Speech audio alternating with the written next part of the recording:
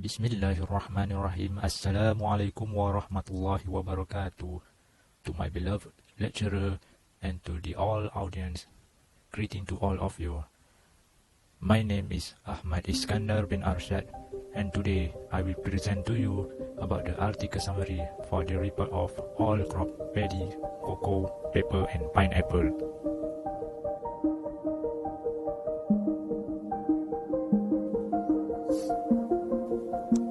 In the introduction to subtopic, I will present to you the introduction and continue to the content 1 of paddy and content 2 cocoa, next content 3 pepper and content 4 pineapple, and lastly the conclusion refer to the reference.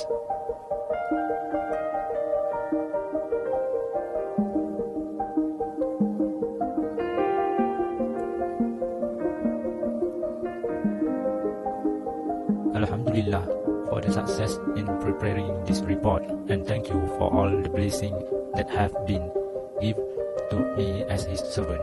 Thank you also the lecturer who have sacrificed a lot of time and energy to teach me and my classmates who took this subject, and appreciate to entrust sincerely to all parties who are willing to work together in giving me time to complete this task. Along with my appreciation, I include once again the result of the work that has worked hard to complete as much as I can. With this, I present the result of my assignment article summary plantation crop 2 for all topics paddy, cocoa, pepper and pineapple. This is summary on idea and information regarding paddy, cocoa, pepper and pineapple that obtained from source of reading or video on current situation or development or technology of crop in Malaysia. In this report, I try to summarize as short as I can to explain the result of 1 semester of learning with the lecturer in the form of paragraphs. All this is to make it easier for the scoring to be implemented for every detail of the information I put in the summary report, and try to detail it briefly as possible that everyone can understand. Overall, the subject revealed the student about the largest and continuous steady crop in Malaysia. The detail for every crop is to explain all taxonomies about the crop starting from paddy, cocoa, pepper and pineapple. Each crop discussed usually start from the scientific classification to explain the early history of the crop based in the country, and then talk about important content in the economy and other cycle. The second is discuss the morphology of plants, which explains the details of each crop from seed to agricultural product that can be commercially global. Third, explain about the full cycle of crop that can help to better understand the correct process sequentially in the success of an agricultural product. The fourth, describe the climate requirement, which is very helpful in making decisions in the content of project parameter care and uncontrolled natural resource unlike anything else. Fifth, describe the soil suitability that help agronomists and more efficient research to adapt a crop to resource earth. Here is an example of an article that I worked on in the summary entitled Smart Farming Program to Plant Paddy 4 times in a year by Nurazura Abdul Rahman. In addition, NAFAS is also exposing smart farming program to students through the My Green Team program. Students of the Taja National Secondary School Agriculture Club will be pilot schools trained to cultivate rice in collaboration with the Muda Agriculture Development Authority, MADA. Students will be trained to use drone and paddy planting method to cultivate interest in agriculture as well as make it career of choice. This is also train students to grow cash crop and will train them to become young entrepreneur by selling plant crops, he said.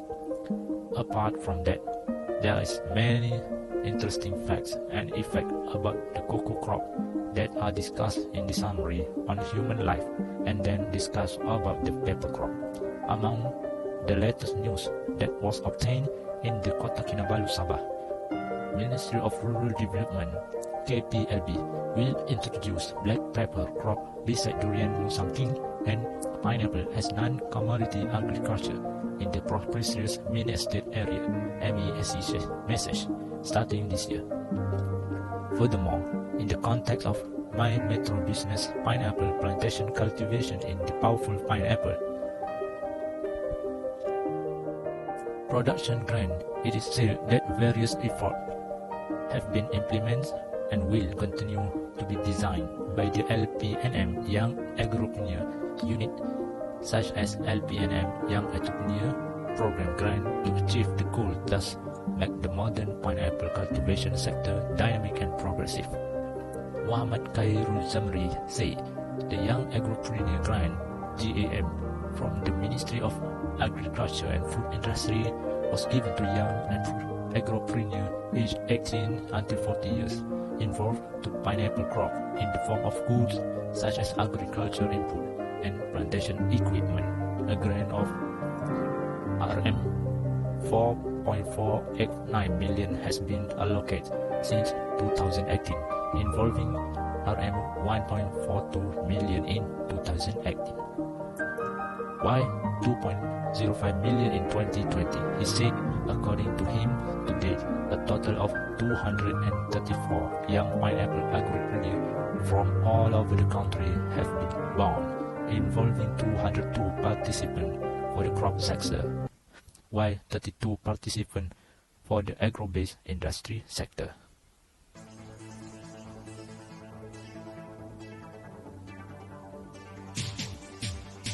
Next, I will continue to the content one, which is paddy. There is many historians believe that rice have grown as far back as 5,000 before century. Archaeologists archivists in India discover rice, which they are convinced could be dated to 4,530 before century. However, the first record mentioned originated from China in 2,800 before century, around 500 before century. Cultivation spread to parts of India, Iran, Iraq, Egypt, and eventually to Japan. Although China, India, or Thailand cannot be identified as the home of the rice plant, indeed, it may have been native to all. It is relatively clear that rice have introduced to Europe and the Americas by travelers who took with them the seed of the crop that grew in their home in the forage plain. The west part of America and the certain region of Europe, such as Italy and Spain, are able to provide the correct climate, thereby giving rise to the thriving rice industry. The first cultivation in the U.S. along coastal region from East Carolina to Texas started in 1685. Some historians believe that rice traveled to America in 1694 in the British ship bound of Madagascar. Fourth, rice is the staple food for about half of the world population, which cultivated predominantly in Asia, as it accounts for about 90% of world rice production. However, only 7% of rice production goes to the export market from the country of origin. Hence, rice and paddy play a vital role in food security, social, culture, and government strategic invention for many developing countries.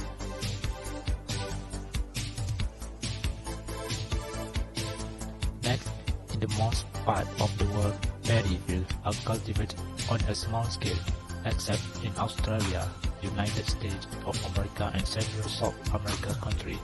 Hence, paddy cultivation provides the livelihood for millions of small-scale farmers, families, and land agriculture workers across Asia. Malaysia's paddy cultivation, which has moderate plot less than 2 hectares, with approximately 194,000 farmers involved, hence can be distinguished as small-scale farming.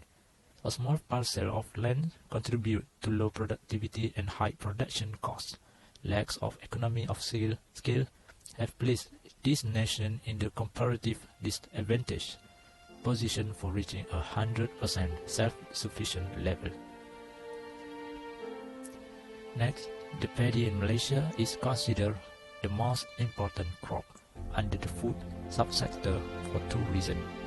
First, the rice is the staple food for the majority of the population. On average, Malaysian adults consume 2.5 plates of white rice per day. Second, for the paddy farming community, the crop provides the primary source of income and livelihood, particularly for small-scale farmers and landless agriculture workers. Approximately 40% of the farmers depend solely on paddy cultivation. Thus, Malaysia's paddy and rice policies are formulated mainly to achieve three objectives: to promote equitable income to farmers, ensure price stability, and ensure supply security for consumers. In general, rice securities predominantly reflects the nation's food security, in which achieving rice self-sufficiency is a crucial factor in promoting food security at the national level. Paddy also the staple commodity for the majority of population in Asia. Thus, it can consider a strategic crop that ensures political stability and economic growth for many countries in this region. Likewise, paddy and rice have also been the central focus for Malaysia's self-sufficient agenda.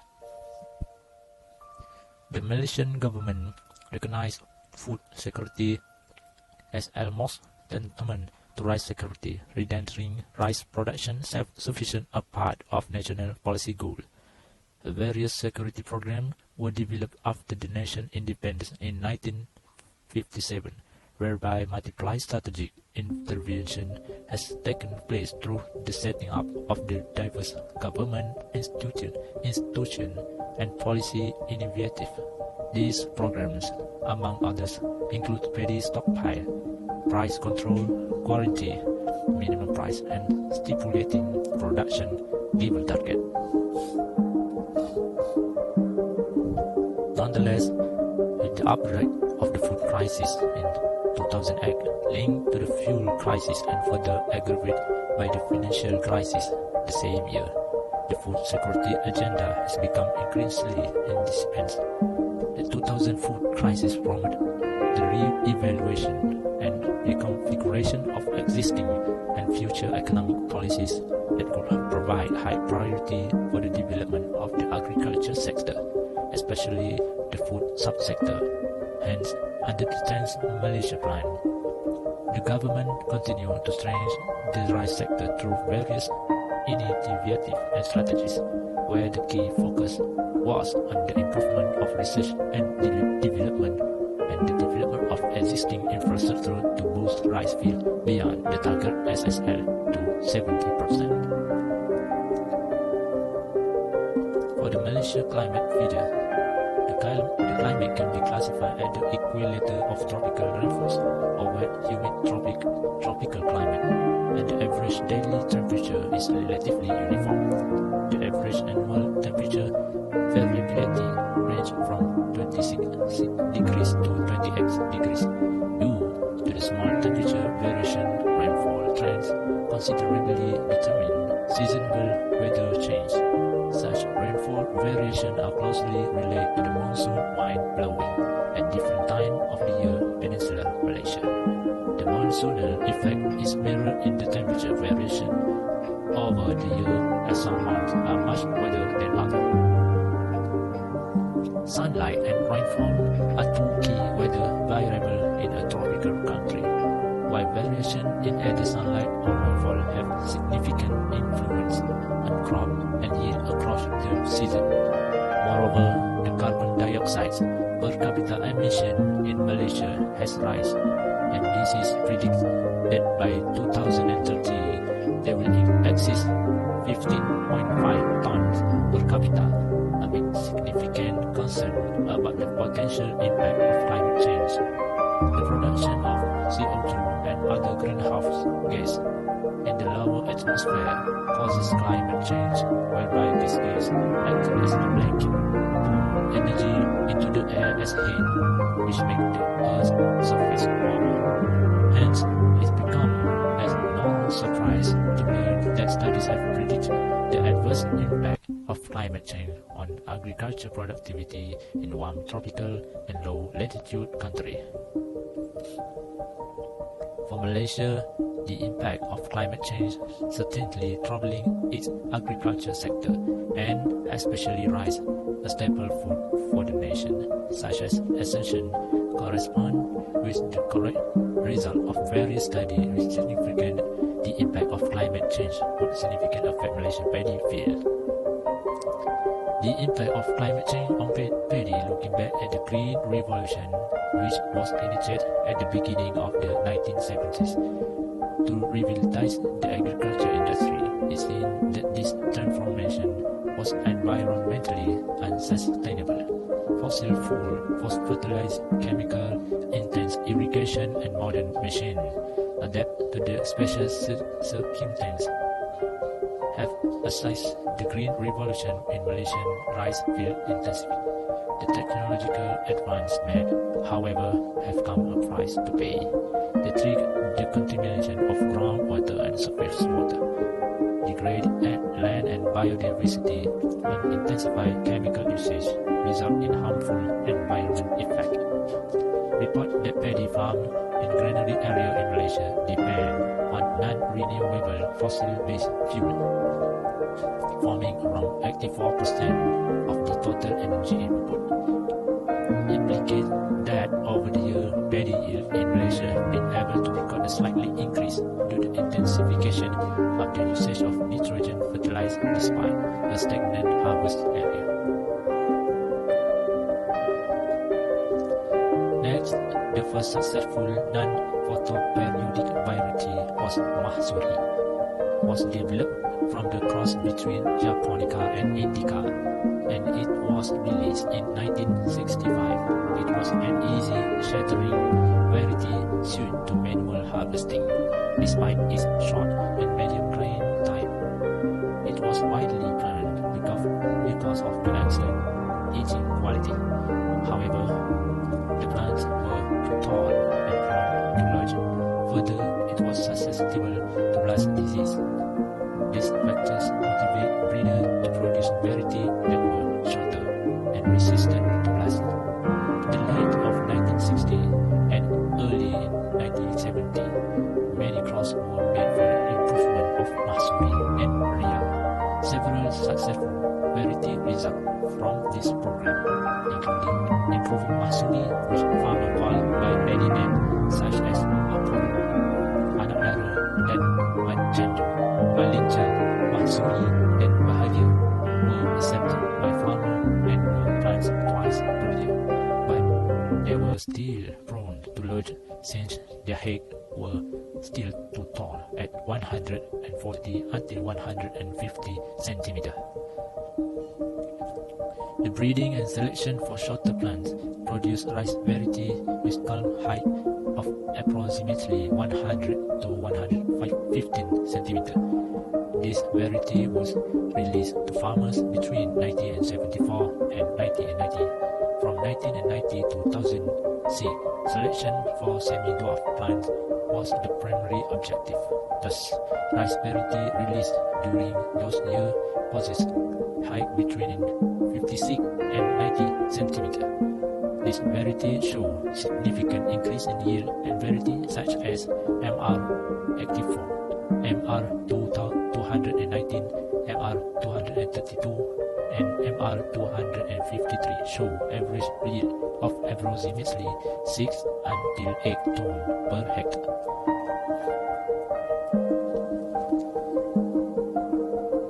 The single seed is fused with the wall, which is the predicate of the ripening of reforming in the grain. Each rice panicle, when ripe, contain on average 80 until 120 grain, depending on varietal characteristics, environmental conditions, and the level of crop management. The floral organ and modified shoots consisting of a panicle which is arranged a number of spikelets. Each spikelet bears the floret which, when the fertilizer develop into a grain. For the irrigation, rice can grow in either a wet paddy or dry field setting. Rice rice fields are also called paddy field or rice paddy. About 75% of the global rice production comes from irrigation rice system because most of rice variety express their full yield potential when water supply is adequate. In cool areas, during late spring, water serves also as a heat-holding medium and create a much milder environment for rice growing. Upon could hold irrigation water to use in the summer when demand for water is the greatest. The bulk of the rice in Asia is grown during the wet season starting from June until July. The dependence of the rainfall is the most limiting production constraint for rainfed culture. Rice area in the South and Southern Asia may in general be classified into irrigated red-field upland, red-field shallow water and lowland, and red deep water lowland areas.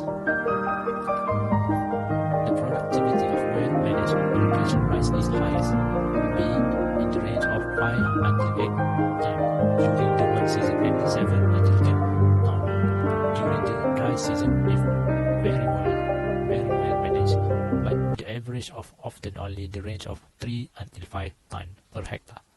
The productivity of rain-fed upland and deep water lowland rice, however, continues to the low and is static around 1.0 tons per hectare. For the quality of the harvest rice, harvest management preserves rice quality and yield that contribute directly to profit. Timing field drain and harvest are key to high rice yield. Other harvesting factors that affect heat rice yield include the grain moisture content, field retweeting of grain, severe threshing impact, and excessive forage matter in rice. Rice quality may be lower if rice is harvested either at high or low moisture content. The end of wet rice kernel green off and become dust as they are processed. Rice may crack if it's dried during the 15% of moisture content. Rapid rewetting when rice reaching 15% of less moisture content, it is a key cause the low head rice yield. The recommended harvest range to avoid quality of yield reduction is 17 until 21% moisture.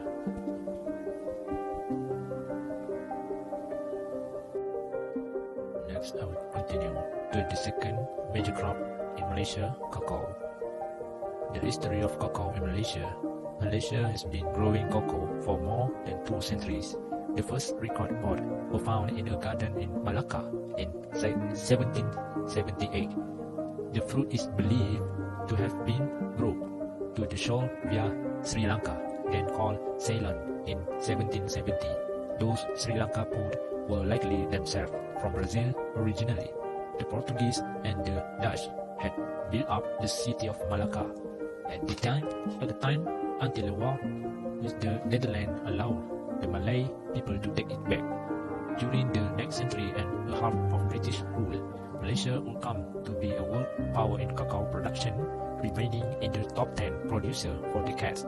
World War II greatly interrupted that trajectory by rising demand from Europe, increased cultivation after the war's end.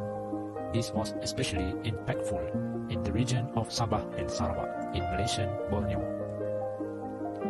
In Malaysia, cacao cultivation covered 12,000 hectares of land, primarily in Ranau in Sabah, Kota Samarahan in Sarawak, as well as Jerantut and Kuala Lipis in Pahang. A recent growing trend of bean tuber chocolates, where chocolate makers source cacao bean directly from farmers to be made into a single origin chocolate, is shining a spotlight on the crop that has lost out of durian and palm over the years. Cacao used to be a popular crop in Malaysia, but that has changed over the years. From the 400,000 hectares in 1990, there were only 11,000 hectares of cacao farms in 2012, largely due to competition for land use with olive palm and other high-yield crops.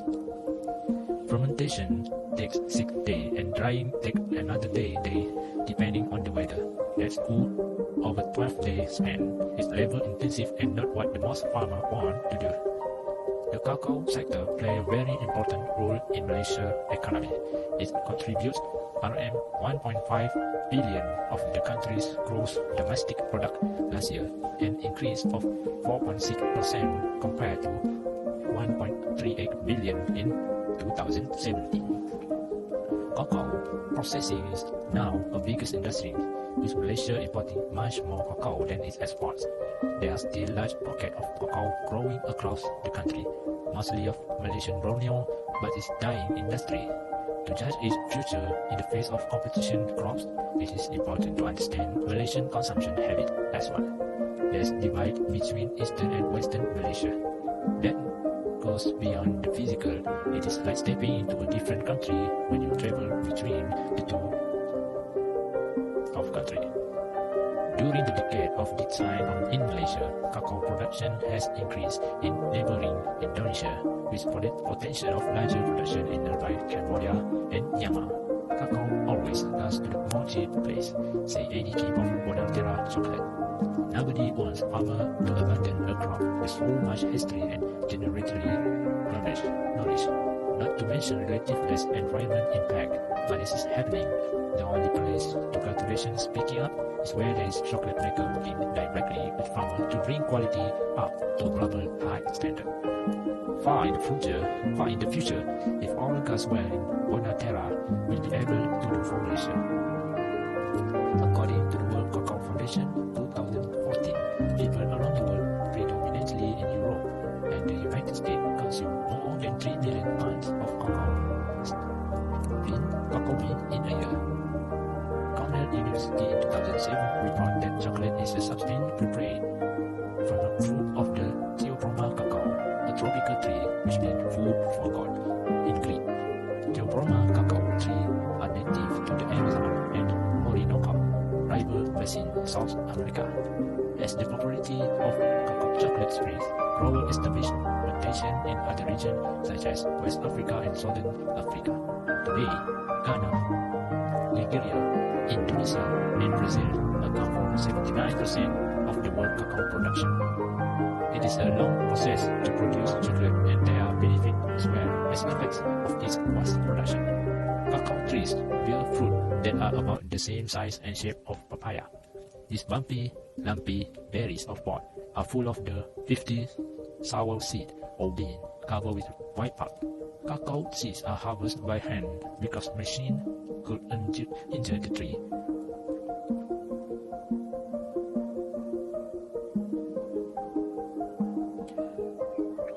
After fermentation, the beans are drying out on sunny platform. Workers turn them several times a day for 3 until 5 days to complete the drying process. The bean can dry faster in rotary dryer, but sun-dried bean tastes the best. Next, the beans are taken to the chocolate factory where they are cleaned. The beans are roasted in large rotary oven. The roasting draws up flavor and remove the bean from their hulls. The roasted beans are then placed into the winnowing machine to crack the bean and remove the hulls. The remaining part of the bean is called the nib, which then becomes chocolate. This process results in a thick pasta called chocolate liquor, which is the main source of unsweetened baking chocolate. At this stage, fine chocolate are separate from of the average dirty quality fine chocolate. Several recent studies have examined the raw chocolate. The raw chocolate have been on the hard half. Cacao beans are full of phytonutrients, which act as antioxidants, and 35 provide several benefits. Dark chocolate contains 2 until 3 times more beneficial flavonoids than milk chocolate. This is because the milk chocolate, the concentration of the cacao is diluted with the milk and possibility more sugar. While most studies have found some correlation between chocolate consumption and reduced risk of heart problem, the amount and type of chocolate need required 40 more further study. A meta-analysis of the effect of chocolate on coronary heart disease, stroke, and diabetes conclude that most benefits were associated with moderate chocolate intake. It was discovered that people who consume chocolate more than 3 times a week only gain little benefit in heart disease or stroke reduction. Protective effect against diabetes servings a week, but that benefit disappeared if people had more than 6 servings a week. Chocolate can also be good for the brain. Some studies have focused on the benefit of chocolate in improving cognitive function. A study by Moreira Alfonso in 2016 in the Journal of Alzheimer's Disease found that chocolate consumption might lower the risk of cognitive decline in older people. The study looked at nearly Portuguese citizens over the 65 and saw that those who ate a moderate amount of chocolate, on average one chocolate snack a week, decreased their risk of cognitive decline by 40% over 2 years. Chocolate is often associated with positive effect on mood. The substance found in the chocolate, such as anandamines, can stimulate the brain similar to cannabis. It also contains substances that have similar effect as amphetamines, such as tyramine and phenylethylamine. However, these substances are very low in concentration, too low to even induce an antidepressant effect. Chocolate production is threatened by climate change. According to the report of National Oceanic and Atmospheric Administration in 2016, the primary cacao production countries in Ghana, this country will experience a 2.5 degrees Celsius or 3.7 degrees Fahrenheit increase in temperature by 2050. Rainfall rates decrease with the rise of temperature, causing lower humidity levels. As the change in temperature affect the growth of cacao trees, the viable land for the cacao production will significantly shrink. According to a report from the Intergovernmental Panel of Climate Change, 89.5% of the 294 chocolate-producing locations under study will become less suitable by 2050. Eventually, chocolate production can also harm the environment. Farmers often sell the clear forest to make a room for the cacao plantation. According to the World Wildlife Fund, about 70% of illegal deforestation is related to cacao farming. One danger of deforestation is soil erosion, which can make land less fertile for cacao plant. This creates a vicious cycle of cacao farming and environmental degradation. As a result, farming and scientists need to work together to develop effective strategies to maintain chocolate production without endangering the environment. Therefore, some farmers plant tall trees next to cacao tree to increase shade and decrease moisture loss of their cacao plantation. Furthermore, cacao plantations have also moved to higher elevation with cooler temperatures and greater rainfall. In conclusion, the active fast production of chocolate is a long and complicated process which has its effect on the environment. However, chocolate has been felt to bring happiness to someone's life. Nice memory, unlike chocolate, you can survive on them alone, as they are very filling, but they will make life sweeter. By Jenny Major.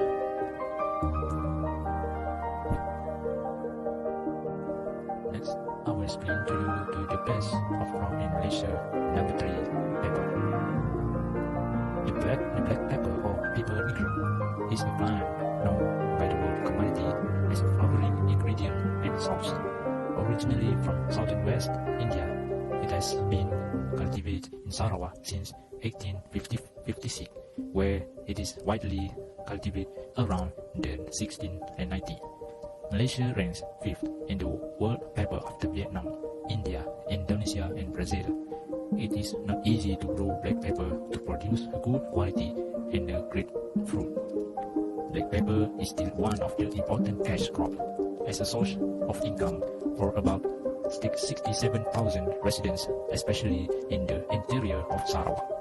The average area of pepper plantation currently recorded is 0.2 hectares. Pepper is widely grown in several districts that are actively cultivating, such as in Kuching, Samarahan, Sri Aman, Betong, and Sarikei division. The current estimated black pepper cultivation area in Sarawak is about 13,000 hectares. Malaysia exported 19,748 metric tons of pepper in 2004, compared to 18,824 metric tons in 2002, which was worth 113.2 million and 120 million respectively. Almost 96 and 98% of the paper production in Malaysia is in Sarawak. Production for 2004 was 20,000 metric tons. The agency that oversees the black pepper industry is the Malaysian Paper Board, formerly known as the Malayan Black Pepper Marketing Congregation, JPPH, headquartered in Kuching, Sarawak. The current form of paper for export is where about 95% of the world paper trade in its form of black pepper and white pepper are in the form of peppermint or listerine, peppermint oil, green pepper and ground pepper. Today, paper is still one of the important cash crop as a source of income for about 67,000 people in the interior Sarawak. The average area of the paper garden is 0.2 hectares. Paper is widely grown in several districts in Kuching, Samarahan, Sri Aman, Betong and Sarike division. The current estimate of the paper cultivation area is about 13,000 hectares. Malaysian export 19,748 metric tons of paper in 2004 and 18,824 metric tons in 2002, worth of 113 and 120 million respectively. Malaysia is currently ranked 5th in the world paper producing country after Vietnam, India, Indonesia and Brazil. Theoretically, paper trees thrive in hot and humid tropical regions such as Malaysia. Usually, paper tree plants are propagated from stem cutting, where there is almost no method breeding papers using seed, but it's very rare done except for the breeding program, plant breeding. The root system developed for the adventitious root, which is from the book section of the stem cutting plant. Black pepper leaf will come out on each book during the growth phase, the main shoot cutting. The adventitious root will grow to have the shoot stick to the support pole and the wood, concrete, or the trunk of the support tree. Paper flower come out, the book opposite each leaf on the side branch. Most paper cultivate have bisexual flower that usually undergo pollination on their own. Paper fruit later grow is berry, green and color, and soft in early stage of the formation. Its turn dark green and becomes hard when ripening.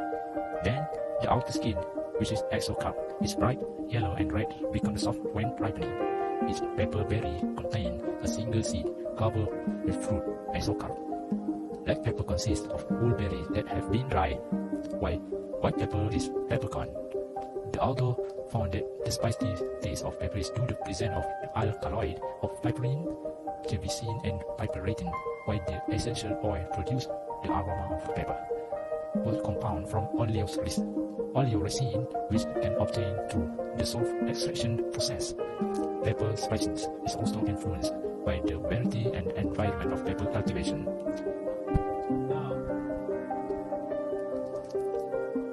Pepper is suitable for growing in areas of reddish yellow and sand because it is rich in organic content, nutrient and mineral, while sandy areas and peat soil are not suitable for growing peppers because pepper cultivation does not require a lot of stagnant water. Many varieties of cultivar, especially in India, which is place of origin of pepper plants. However, in Sarawak, one of the most widely grown variety, cultivar is a Kuching variety. Apart from the two continuing research activities, the Sarawak Department of Agriculture produced two varieties, namely Semongo Perak and Semongo Emas variety, both of that which have born and been recommended to farmers. Black pepper is propagated through the stem cutting method as well as seed cultivation, but the second method is rarely done. The stem cutting method is easy because the adventitious root system formed. The stem cutting section will help the shoot stick to the support pole. Stem cutting from the young pepper tree are the 1 until 2 years old and have main root in the book involved be taken. It must be free from disease, insects, and look healthy. Usually, the stem cutting have been 5 books will be taken as seed. At the growth stage of the main shoot cutting, the leaf will come out for each book. Books 1 until 3 will be planted in the ground at the angle of 30 until 35 degrees. Before is planted at the ground level, while book 5 is planted at ground level. The line of 0.5 kg to 1 kg can be sown at the paper ground areas to reduce soil acidity 3 weeks before seed transfer to the project site. The planting distance of the paper is 7 inches multiply 7 on the mount of the base of the book. Section 5 of paper stem is recommended to 20 cm high and 90 cm wide. The use of weed is the protector's newly planted stem cuttings required to maintain moisture and exposure to heat. Paper tree will be pruned at the first 6 months after the stem cutting are planted to promote the formation of the canopy. The second pruning is done over the period of 12 until 40 months, while the last pruning is done when the main shoot has reached the top of the support pool. Drainage and drainage measure for the 60 cm depth and 60 cm wide is recommended at interval of plant row to drain excess water in each row of tree and reduce disease attacks. Separate trench in every 5 until 6 rows of tree are connected to the main trench. Next is insect and disease control. Many pests and diseases can cause the damage to pepper plant. The main pests that damage pepper tree is flower trunk beetles or Lopobaris piperis and pipers, Macronorosis helveti, and cigarette beetle, Lasioderma serocon, and also damage peppercorn during storage. The most common disease of pepper is caused of fungi that multiply in hot and humid conditions.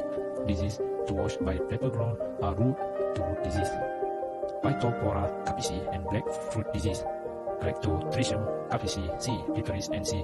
gliosoprosi disease, and wine fungus is Clostridium salmonicola and mildew disease, Septobasidium and disease white rust, Digidophorus lignosus, and jaundice caused by the combination of the Rhodopulus nematode worm attack and the Fusarium solani fungus. Nematode worm meloidizing attack the root part of the pepper tree. Curly leaf disease caused the virus can also attack young and mature pepper tree. Control of pepper crop protection from pests and disease by using chemical cause the cost of pepper production to increase. For the harvest revenue, the pepper trees can thrive for 5 until 8 years. The fruit of first pepper tree usually removed during the rainy season of the second years of planting. Revenue collection will be conducted from March to August. Once the black pepper starts to turn red, the whole stalk can be plucked. To produce quality black pepper seed, the operator will dry the ripe peppers in the sun, while the production of white pepper in the done by soaking the pepper with clean water to remove the fruit-filling layer, which is very critical before the drying. 70% of the pepper will be exported as a black pepper, while the remaining 30% will be used as white pepper, food flavor, and other pepper products. Villages who cultivate small-scale pepper cultivation will sell wholesale to middlemen who will be marketed in the Bandar area. For the pepper shipped to export, about 90% of the world pepper trade is in the form of black and white pepper, while the rest is formed of peppermint, oleas, rosin, peppermint oil, green pepper, and brown pepper. For the marketing of the pepper, in the term of marketing black pepper now, and in the last few decades, the price of pepper in the world market is stable.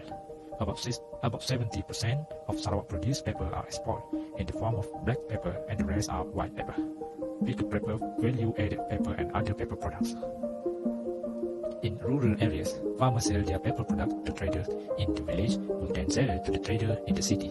In area near the city gardener, will sell directly to the city trader or exporter. The Black Pepper Marketing Board, the federal agency established in 1972, is responsible for marketing information, promotion and expansion, quality improvement for the trade, marketing regulation through the license of pepper trade and exporter, as well as the development of pepper products. A study from the Malaysia Pepper Board found that the price of black pepper commodity in May 2011 could reach 13,000 ringgit per ton, while the price of white pepper was 22,000 ringgit per ton.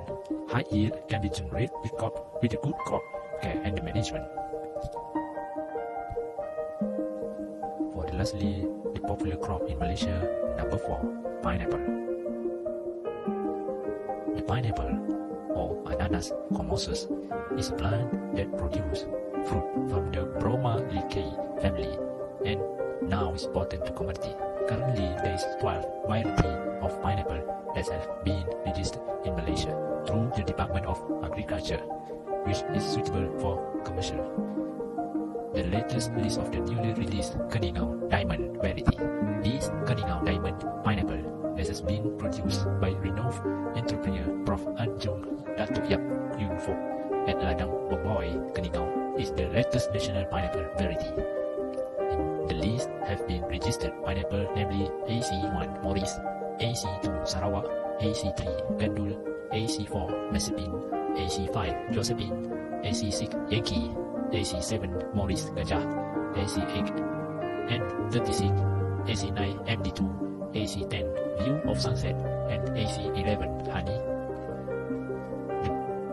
They found in 2018 in 13,027 hectares of pineapple plant with the production of 375 metric tons were produced in Malaysia.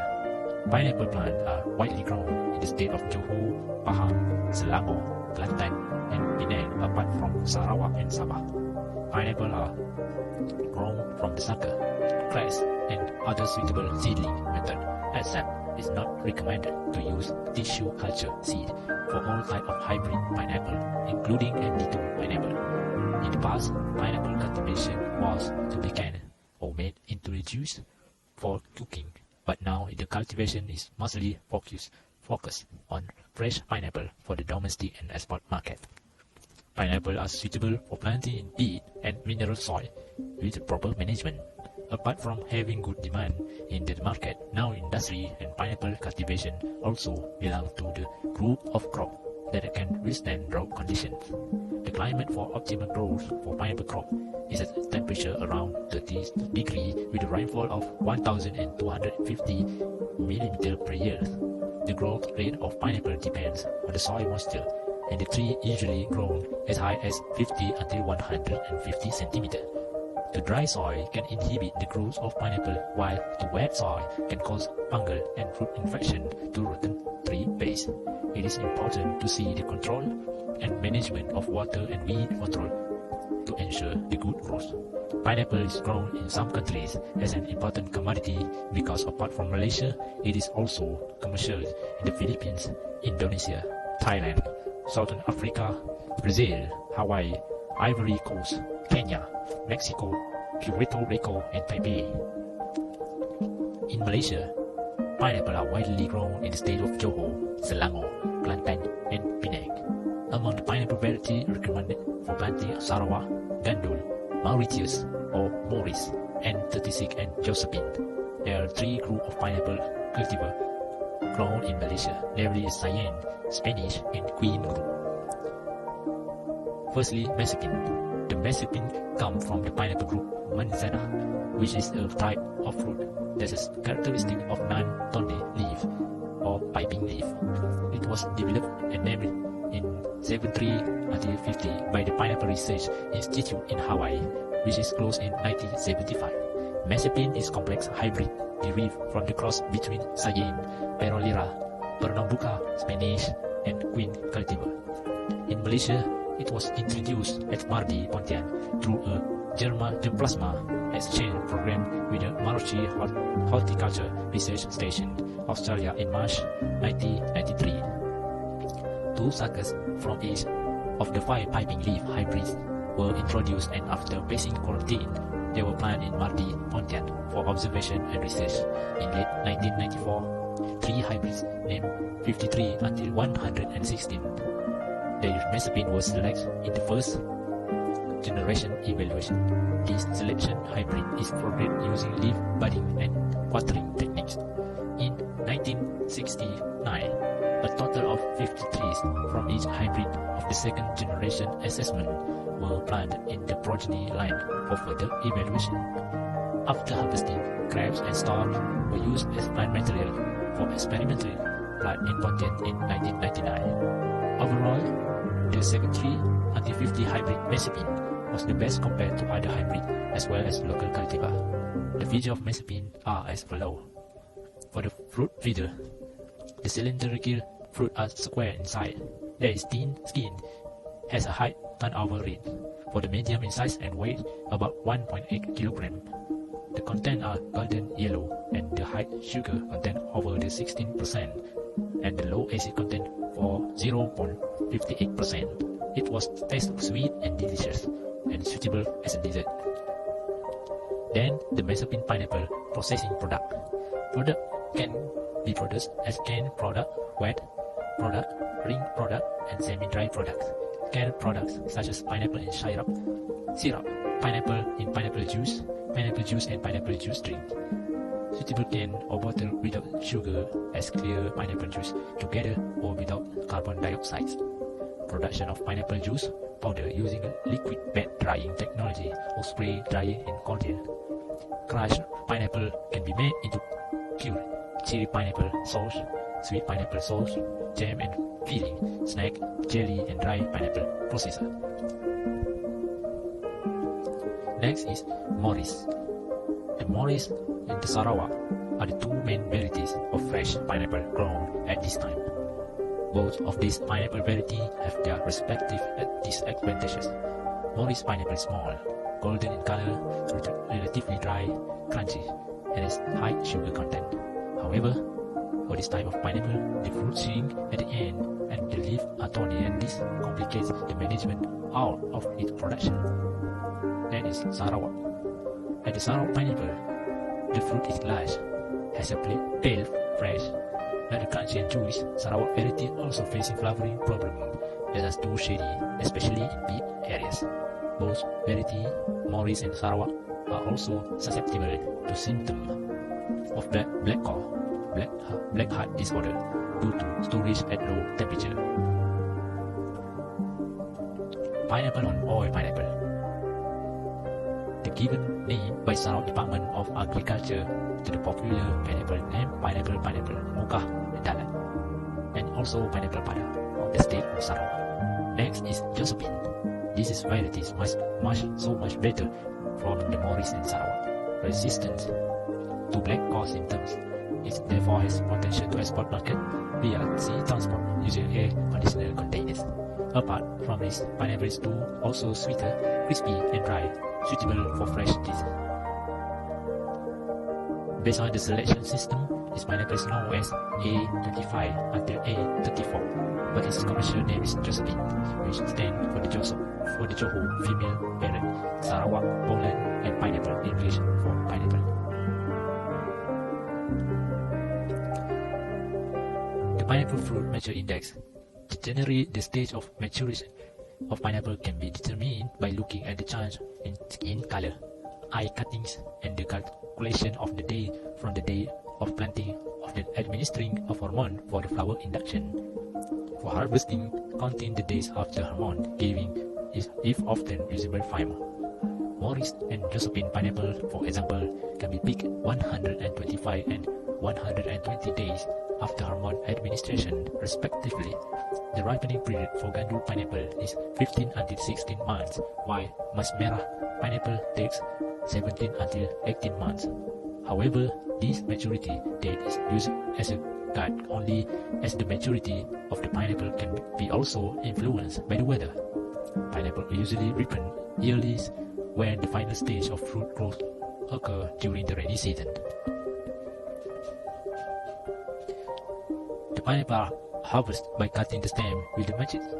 The fruit stalks are sometimes left at 6 until 10 cm to facilitate handling work. The harvested fruit is put in the basket attached to the back of the worker.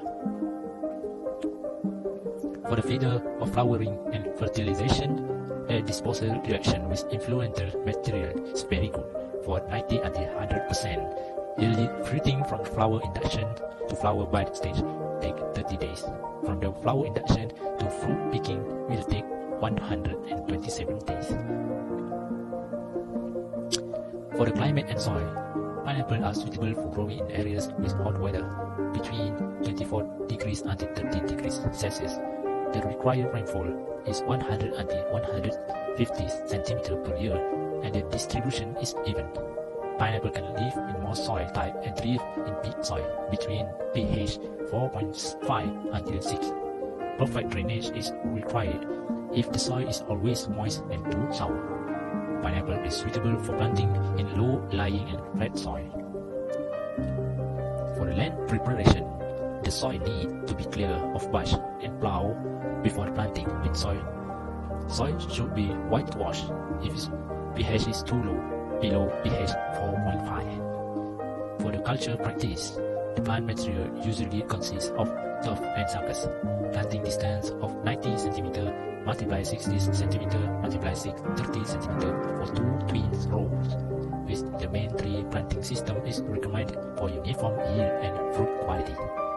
Fertilization in each soil using 435 kg of ammonium sulfate plus with 6 kg is CIP and plus with 163 kg chloride of potash per hectare for each fertilization at 2.5 and 8 months after planting.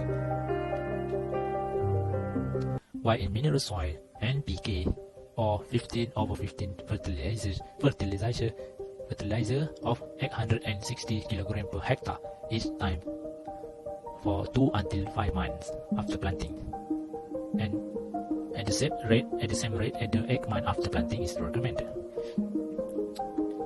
Next is spray the fertilizer contain a mixture of 42 grams of composite sulfate and 42 grams of zinc sulfate and 21 grams of ferrous sulfate and 640 grams of lime and 640 grams of urea in every 18 liters of water. Spraying is done at 1 until 4 months after planting for both soil type. For the weed control, within the first 6 months after planting, weeding work should be done every 3 months at a time. After that, weeding can be reduced up to once every 6 months.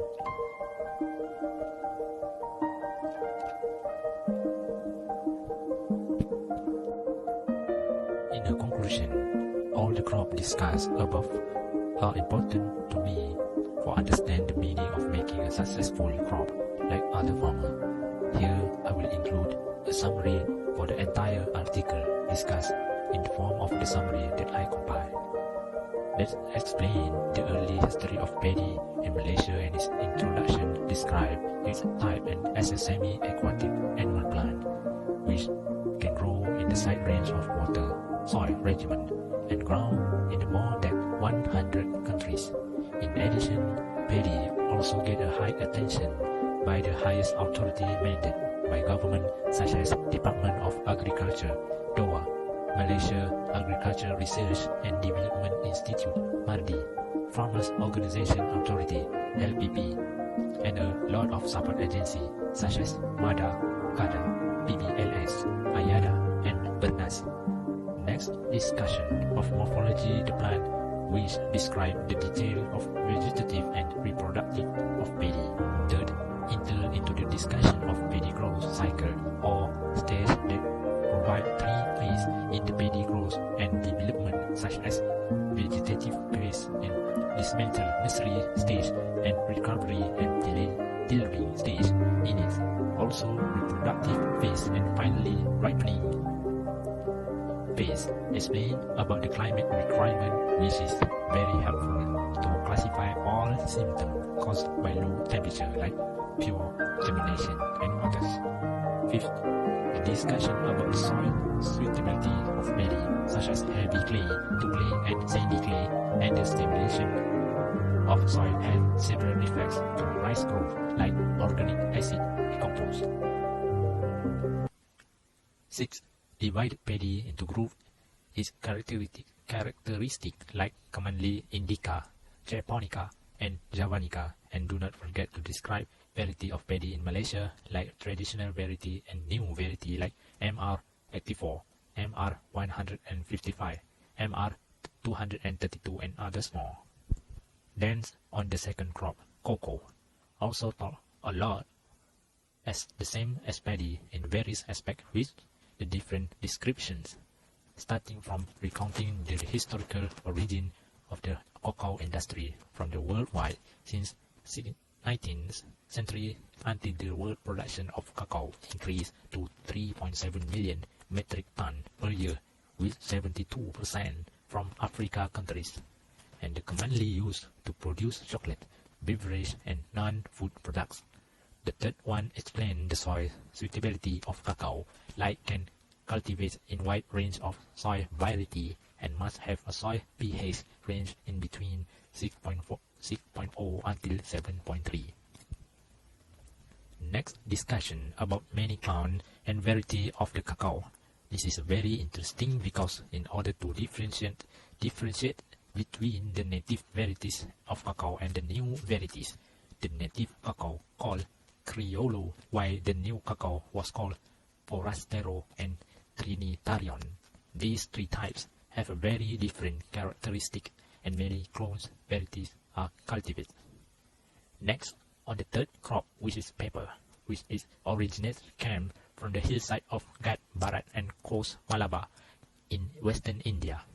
This also explains that Malaysia is one of the world's major producers and export of pepper other than India, Brazil, Indonesia, China, and Thailand. In the morphology of the plant that tells the economic life is about 25 until 30 years, and there are various types of branches like climbing stem, stolon, hanging shoots, and lateral shoots.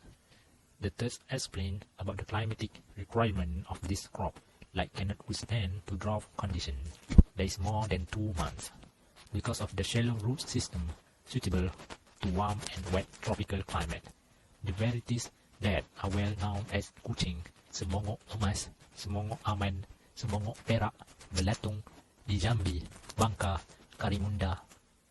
They also bring the progress and achievements in breeding for all varieties above.